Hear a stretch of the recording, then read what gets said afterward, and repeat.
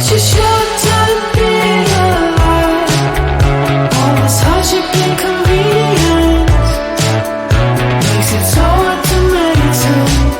Are we missing out? Are we missing out? And I know it's just a matter of time before we tumble across the borderline. We can't go forward and we can't rewind. Are we missing out?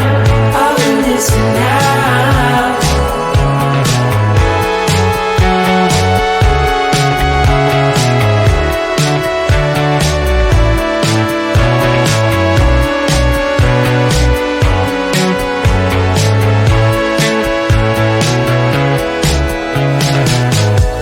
Just close your eyes.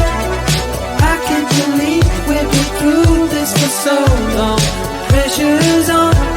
You better step up. Probably stop playing the stupid song. Just close your eyes and you'll be fine. Such a short time being alive. All this hardship and convenience makes it so hard to make sense. Are we missing out? Are we missing out? And I know it's just a matter of time before we tumble across the borderline. We can't go forward and we can't rewind.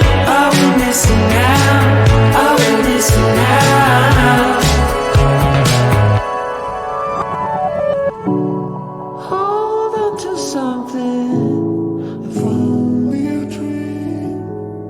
Hold on to me.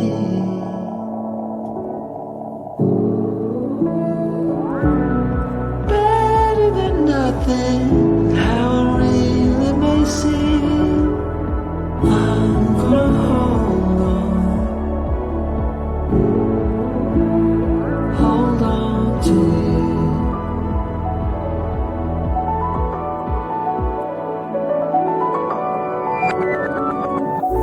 Just close your eyes. I can't believe we've been through this for so long. Pressure's on. You better step up. Probably stop playing the stupid song.